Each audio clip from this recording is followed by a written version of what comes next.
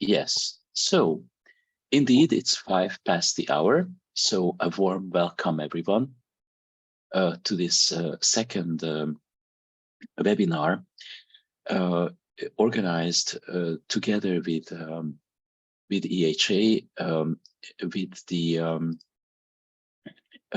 the Patient Advocacy Committee, and I'm happy to also welcome Manon representing the committee. What we were planning today, as you may know already, but I will still repeat very quickly that we've had this series of 2 webinars in order to allow you patients, patient advocates, patient experts attending EHA 2023 to prepare for the conference, to get ready, to familiarize yourselves with the different concepts and sessions and possibilities. The recordings of these webinars will then be uploaded and also distributed by the participating patient organizations.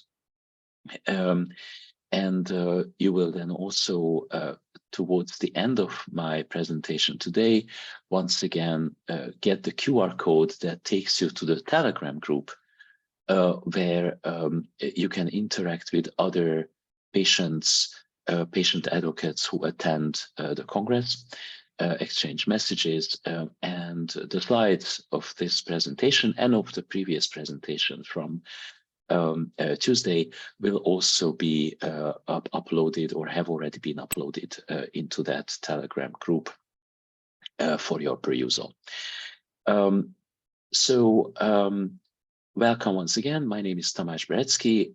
I'm a patient and patient advocate myself. Even if not a hematology patient, I have been working in HIV, viral hepatitis, and mental health advocacy for about 18 years now. My background is in linguistics and in psychology, and I also hold a PhD in social psychology. My research field is patient advocacy, patient involvement, activism, social movements, and patient education. And I'm happy to see many familiar names amongst the participants, and I'm equally happy to see some unknown new names.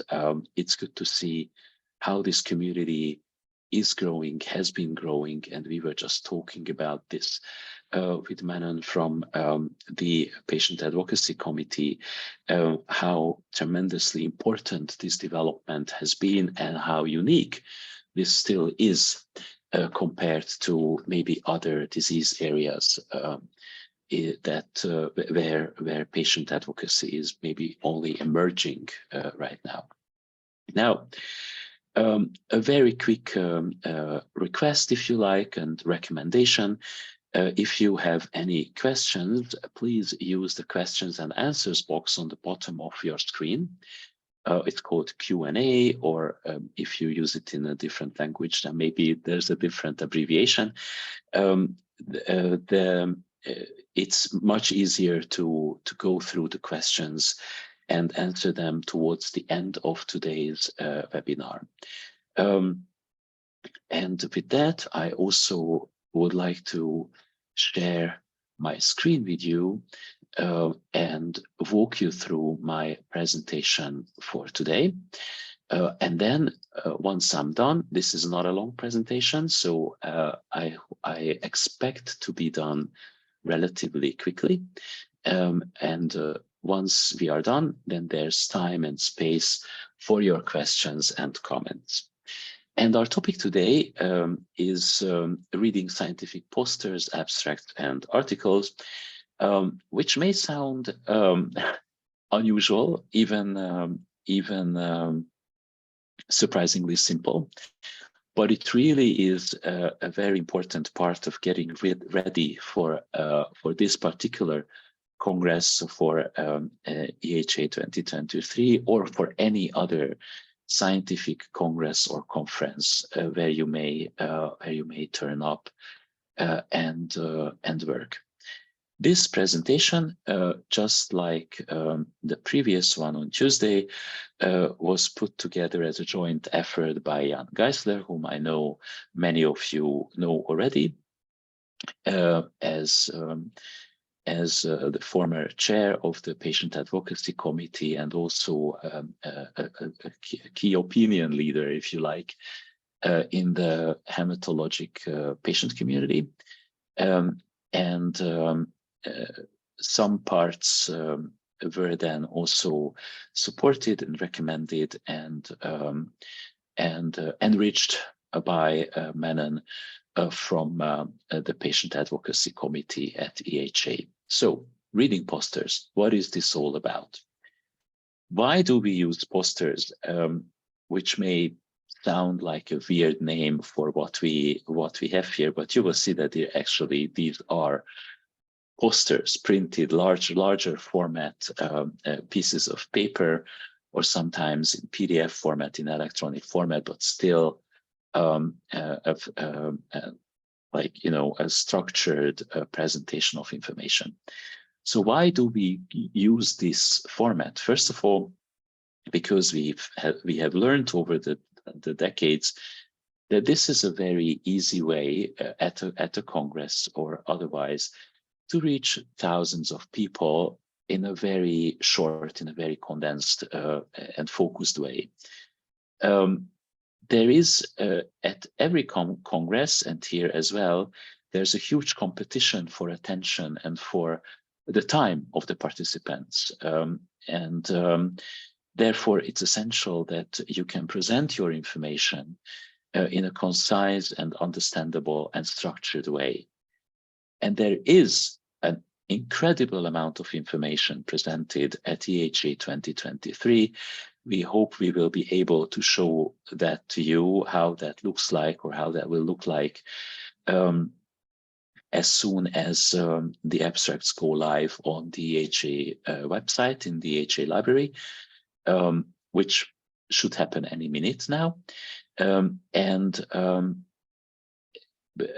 this applies obviously also to other conferences and congresses, but traditionally you will see that there's a daunting amount of knowledge and information that you should familiarize yourself with, or at least be able to pick and choose what is relevant for you. Now, through the use of posters, through the use of such a condensed, structured way of presenting information, it becomes much easier for us or for any participant at a congress or conference to understand where are the different emerging and fading trends. What is becoming more important? What is becoming less important? What changes have been there?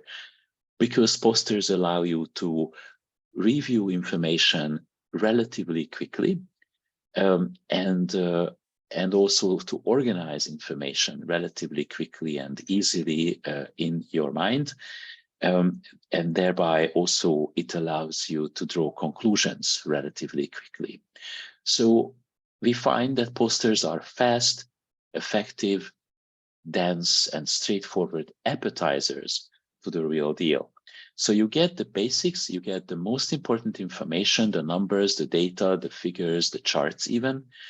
And it really is, as we say here, an appetizer for you.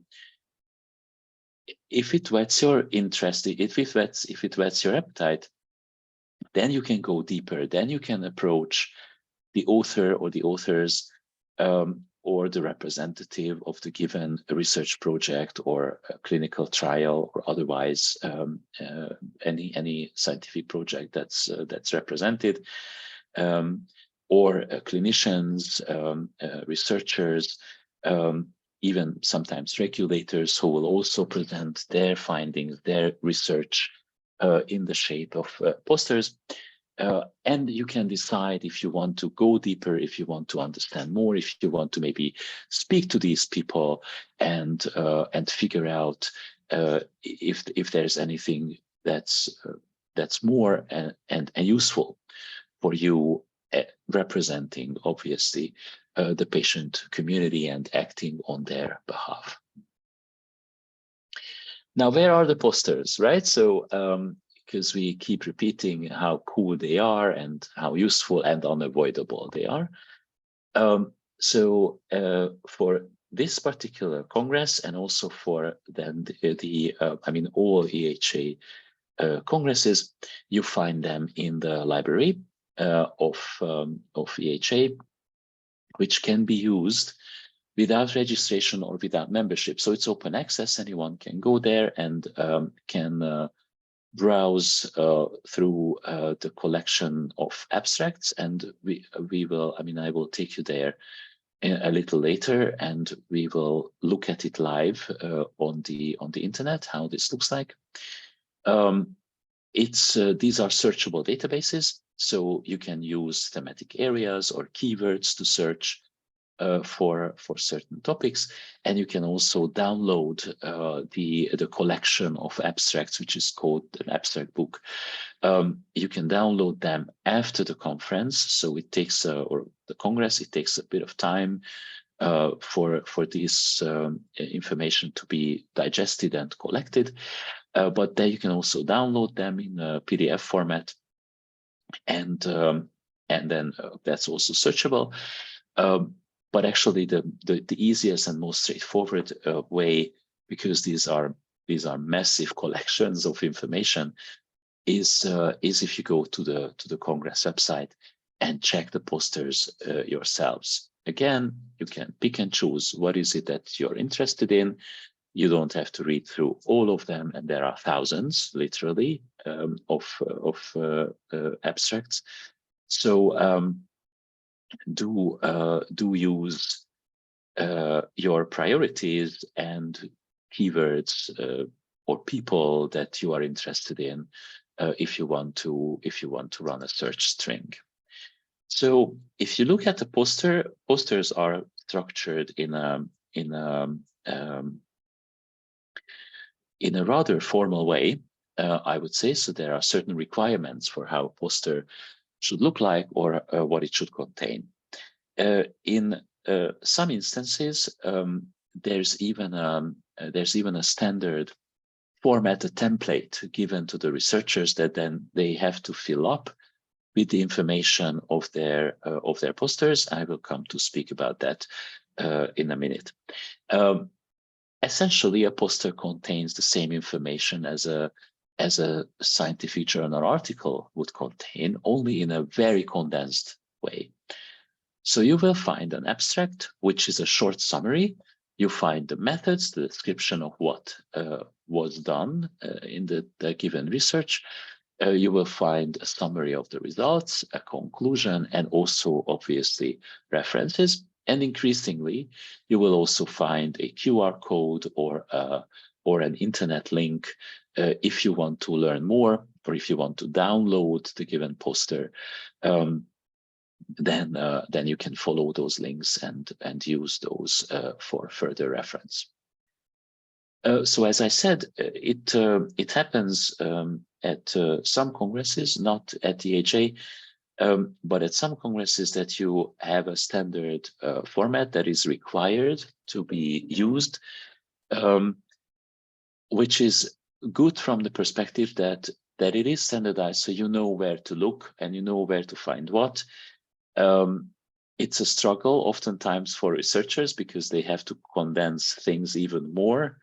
And you will see on posters how inventive researchers can become if it's about saving space and trying to cram as much information onto one poster as they can. So a standard format may make it more difficult for them. And also another drawback is that reading through thousands of identically looking posters can become quite boring and tedious. But if you look at the standard template like this that I present here, then you will see how posters are structured and what the different sections are, how information is shared in a structured way. So there is always an abstract. The abstract is just like in case of a journal article, is a short summary, a short description of the most important points, of the most important takeaways from the research that is presented. So you will get the background of the research. You will get the aim, ideally. So what did the researchers want to do? How they did it, that's the methods section, which can be more or less detailed, depending on how much place is there. In a journal article, this would be very detailed, right? So describing all the procedures and the devices used for the procedures, if that's relevant, and maybe additional information like the description of the statistical analytical methods that were used. That does not always fit on a poster, but as much as possible will be there. And also there will be a discussion of the results, like a short description of the results. Just like in case of a journal article, the results are really limited to the results, which is the numbers, right? So there's no interpretation there. And that may be very, very important and relevant for us patients if we look at original research and try to understand it, because, and that's what science is essentially about, because you're very welcome to ask your questions about the relevance and about the validity of those results that are presented on the poster or in a journal article. You can say, yes, these are the numbers, these are the results, and I have my own interpretation about that. And that interpretation may be different from the author's or from the researcher's interpretation, and that's all right. That's how science happens. And so in that case, I encourage you to bring that interpretation forward and to challenge the researchers and to start a dialogue and ask your questions. So just like I argued on Tuesday, you're very welcome to raise questions, to highlight any points that are unclear, and challenge the researchers. That's why you're there at the Congress. It's not just that you nod and clap, but that you actually speak your mind. That's the very point. So the next section is the methods section, which is in this case, as you can see, a schematic description of what happened. This may also be just text where you will find a description of the various procedures that were used. Again, this can be quite interesting. It can tell you a lot about the state of the art in research. Also, it may call your attention to certain shortcomings, or you may question the availability of different tests or devices in certain settings. So again, this can trigger thoughts and thinking and a conversation, which is again something that can be quite important. The next section is the results. The results are, as I already pointed out, are a threadbare presentation of what the different numbers and tables and charts show at the end of the research or clinical trial, which is also a research or even an experiment. Here you will often and increasingly often find visual presentations, so graphs and charts, because it's a very simple and straightforward way to present information in a condensed way, which also means that you need to spend a little bit of time with looking at them and trying to figure out what they are about and what they mean. But it can also be quite interesting. And then there's a conclusion. Now, the conclusion is the conclusion of the authors, right? So it's not like, or not necessarily, or not always, the absolute ultimate truth. It's an interpretation. And it's an interpretation of the results. And obviously different people, several more pairs of eyes, may have different interpretations. And you may also have your own interpretations. Coming with your experience as patients or patient representatives or experts. So read the conclusions, but read them with a pinch of salt. And always apply critical thinking to whatever you encounter in the conclusions. The conclusions may be brilliant and absolutely convincing and very, very useful and helpful, or maybe they are not, and that's also fine. The main point is that you retain your critical, your sense of critique, not criticism, but critique, and look at the conclusions in a way whereby you're also equal partners in this conversation, right? Now, obviously, because there's so much information presented, you really need to focus. So you really need to decide what is it that you're after, what is it that you would like to understand or take home the most, or what is the most relevant or the most important for your patient community. So what are your key topics? Is this maybe a condition or an illness that you want to understand better or see what others have been doing there? Or is it maybe a new mechanism of action? For years now, we have been talking about CAR T therapy, but there were also monoclonal antibodies previously, and there are always new trends in treatment, in mechanisms of action that we try to understand. Is that something that's relevant for you? Maybe yes, maybe no, but you should then choose the one that's relevant for you and try to focus on that. Or maybe there's a person that you find tremendously interesting or important to engage with, and then you would look for work that person has been doing. Or the same applies to a clinical site or a team that you may be interested, because maybe that's the place where you or people you represent get their treatment, and you would be curious to find out what happened. Or maybe even you participated in a clinical trial and you're interested in the results that are presented at the Congress, and it's perfectly legitimate then to go there, pick those reports, pick those abstracts, and try to understand more in detail what's been going on. And there may be other areas of interest for you, as we've listed here: diagnostics, early treatment, or third line treatment. Can be really anything. Also quality of life, which is increasingly important for patient communities. So again, you're very welcome to look at that area specifically.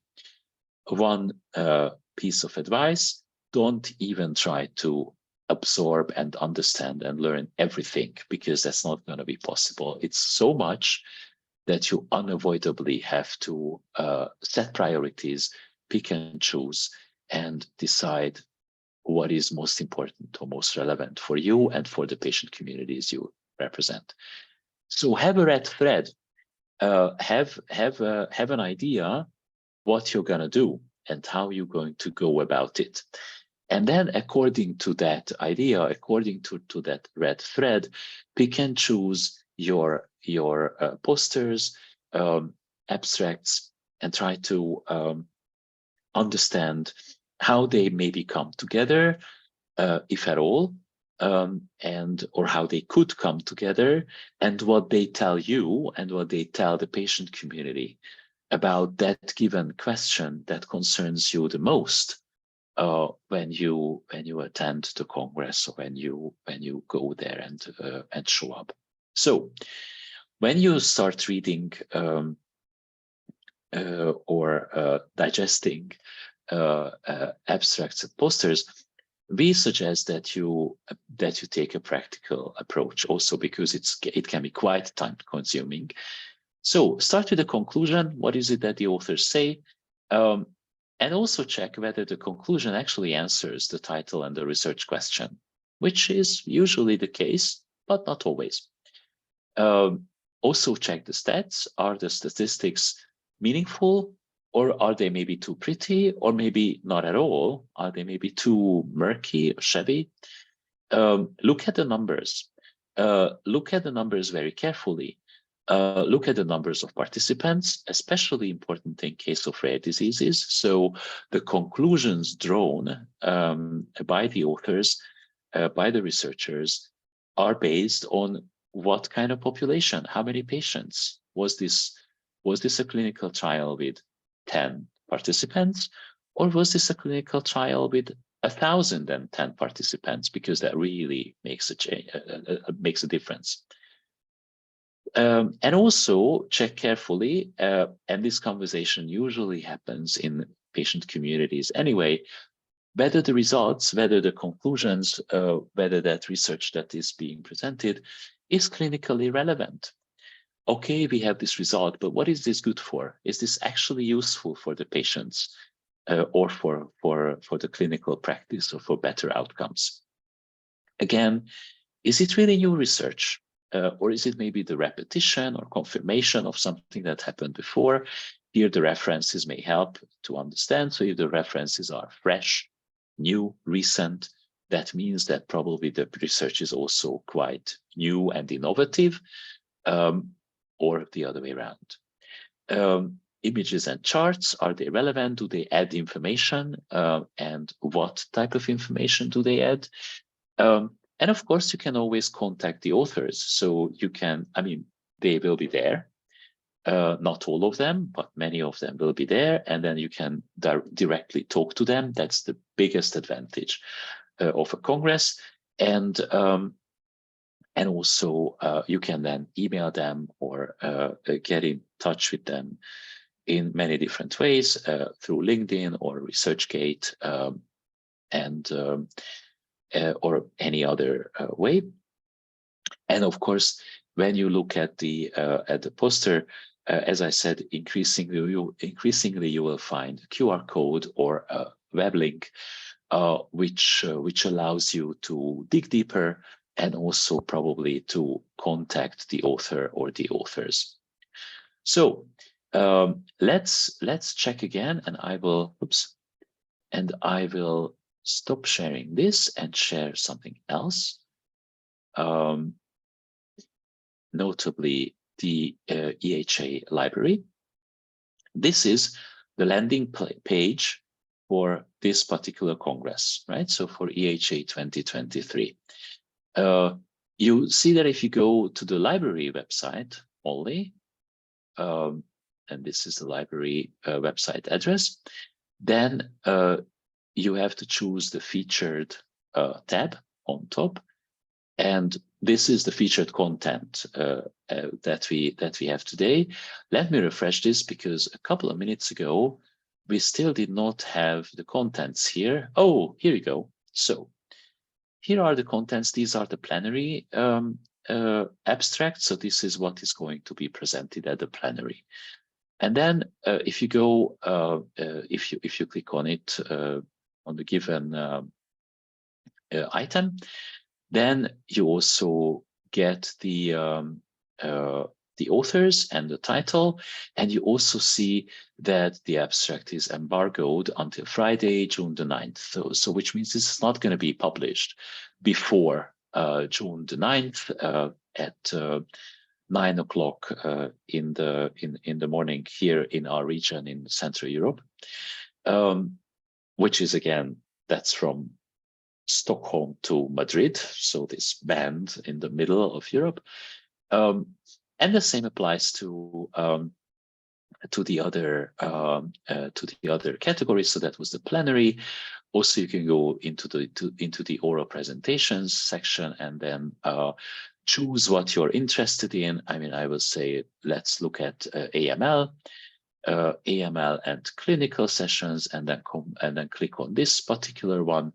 And here, this is not embargoed, so you can see the entire abstract. You can browse through the contents, and you see abstracts are very short. That's because they are an abstract from the original research or from the publication that contains the original research.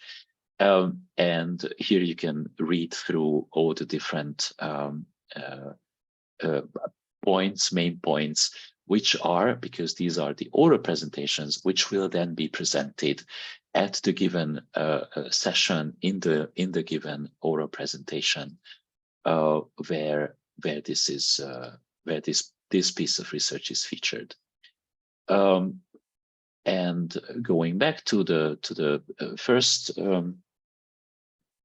to the landing page for the Congress, let's look at poster presentations, how that looks like. And this time I will choose something different. Let's look at CML. That's very busy again, as you can see. So if you look at any one of those, I mean, at random, I just click on one of those. Again, you will see the abstract. So what is the essence? What are the key points, the most important points? And also here are the authors. You can click on the names of the authors, and then that will take you to their profiles. And again, obviously, you're not supposed to share these, but I will come to that because they are embargoed, which means they should be kept secret. They should be kept unknown until they are presented. Excuse me. Now, let's go back to my presentation and wrap up with a couple more simple slides towards the end.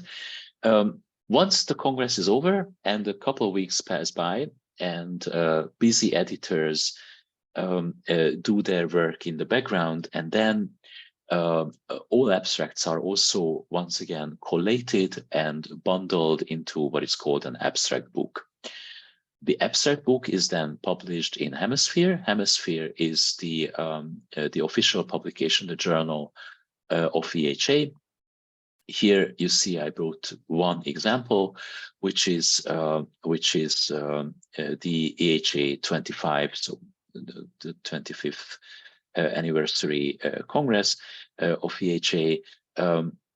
You can also download it.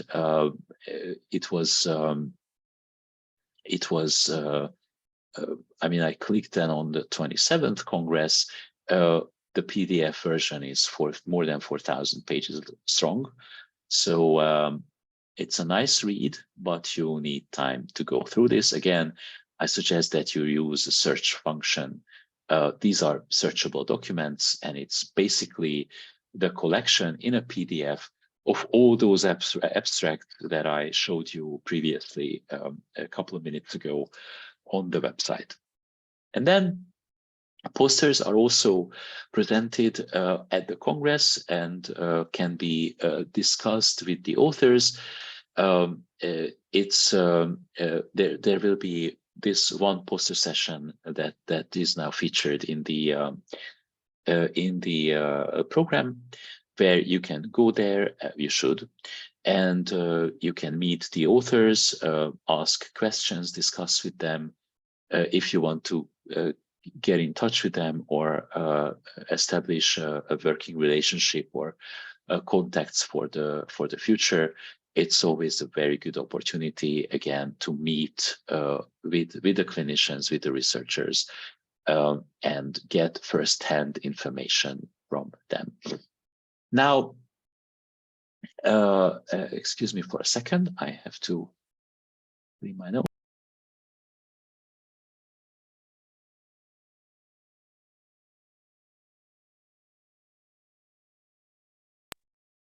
So when you attend a session with presentations of the abstracts, and I mean the so-called oral presentations, which is a super important thing for a researcher to be accepted for oral presentation. That's like the pinnacle of what you can achieve with your research. So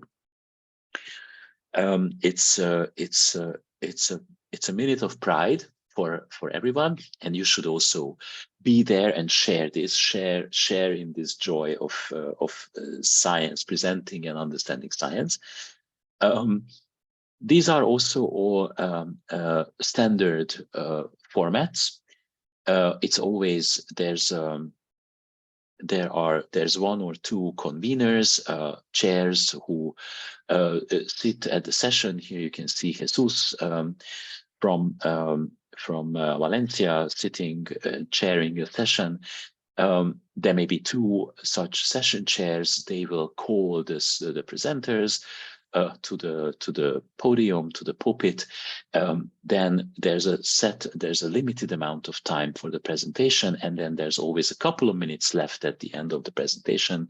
Usually it's in total 15 minutes, and then the last 5 minutes are reserved for questions and answers. You should use those 5 minutes.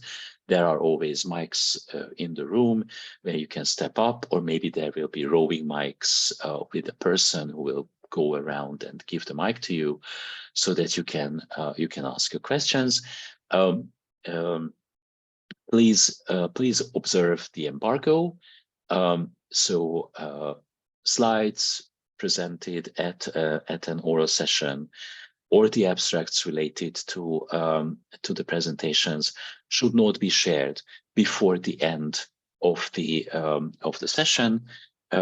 Many people will still do it, so you will see slides and whatnot popping up on Twitter mainly.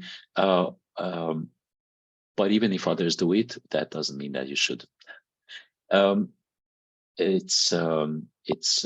So there are some legal limitations to this, but then once the oral session or the presentation is over, then of course you're very welcome to share your insight, your opinion, impressions, and engage in the conversation. So now what? Now what is supposed to happen? So plan ahead, plan what you want to do, and plan what is it that you're interested in. Then check the abstracts. Do not get distracted from your original objectives and intentions.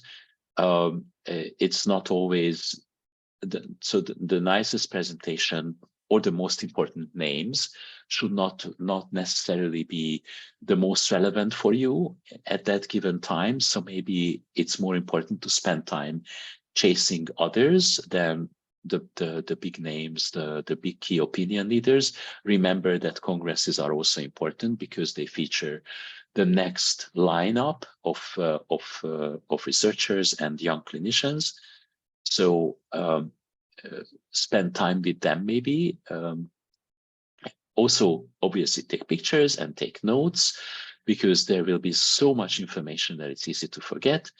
If there are QR codes, then use them. You can also then store them or take a picture and then go back later, or jot down the number of the poster. Every single poster has a unique identifier, so you can use that in order to then retrieve the given poster later, or the author.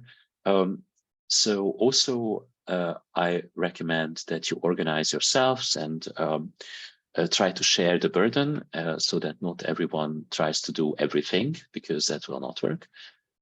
You need to work together with others, either according to your disease areas, or maybe according to your organizations, which mostly overlap, but not necessarily, or by any other interest that may bring you together. And plan time for this, because this is work. So it's also fun, but it's work in the end. So try to pace yourself and take your time. If you want to keep in touch with others, and this is a repetition from what I recommended on Tuesday, and I could see that many of you joined then this Telegram group. So once again, here's the invitation to you. please feel free to join this Telegram group where you can coordinate, talk to other patient advocates and patient experts attending EHA 2023.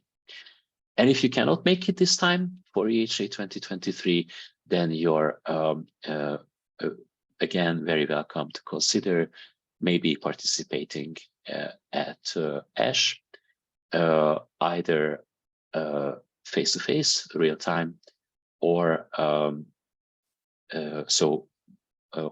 on-site in San Diego, or virtually. Also, this will again be a hybrid conference. Do you have any questions, any comments? And I will stop sharing this, these slides, and look at the questions and answers box. And let's see. So there's this question. Is there a good terminology source for poster content definitions for the non-researchers viewing them? Now, for general terms and concepts used in biomedical research and development, in clinical research as well, I recommend that you check out the EUPATI, the European Patients Academy for Therapeutic Innovation website or toolbox. The website is the toolbox, which contains not just a vast array of articles, explanations, and presentations, but also a glossary. And the glossary gives short and concise explanations of what is what. Also, you may want to check the EHA library and see if you find any useful summaries of concepts, or just use Google. So if you come across something, some terms, abbreviations, which are usually challenging, then what I find very useful, because I don't, I'm not a hematology patient, so time and again, I have to familiarize myself specifically with certain terms and abbreviations. And then what I would do is I type the abbreviation into Google and add hematology so that it remains relevant and I don't get results from all over the place. And then try to learn and understand what is what. But also the EUPATI toolbox, and I will type the web address into the chat box for all of you to see. I can't do that because the chat box is not for that. So in that case, you know what I'm going to do? I'm going to do a little trick here, and I just add the address onto this slide that I was presenting, and then you can see it for yourselves there. So that's the address where you can find a very useful, a very handy collection of all different terms and abbreviations used in biomedical research and development. Right. Anything else? Any other questions? We still have time if you want to type them into the Q&A box. And if not, then I wanted to finally ask Manon if you have any good advice or any additional recommendations that you think might be relevant or interesting for the participants before we say goodbye and let them go and enjoy the Congress. I think it's good to just also let it, if it's your first time going for the Congress, just let it come all over you. There's going to be so much going on, but indeed preparation is half of the work. See what you can. Distances are long. Please be aware you can't be in the same time at 2 sessions, because one can be 15-minute walk from the other one. So keep that in mind. During the poster session, especially on a Friday, there will be authors there, so you can have interaction with them. On the other days, it's going to be a bit more complicated, but authors will be there on the poster session on the Friday. So I'll keep that in mind, and please join the EHA patient sessions that are specially organized with you and for you. And also there's some other interesting sessions going on in the European Affairs track together with EMA, for instance. But this has been mainly discussed on Tuesday. But if you weren't there or unable, then I'm sharing it with you now. Yeah, just go start and browse the website and the program for yourself. And please join us also in Collaboration Plaza to represent your disease area with the umbrella organization that you are part of. So come and join us. And thank you very much for your attention. And with this, we say goodbye and hope to see you really soon. I will not attend the Congress, but Manon will be there. And I really wish you a good experience and a useful experience. And I think maybe the most important thing is that you do this for the other patients. So this is a responsibility, but it's also a lot of fun. So do go, enjoy, and thank you very much. See you soon. Thanks a lot. Goodbye. Thank you all. Bye-bye. Bye.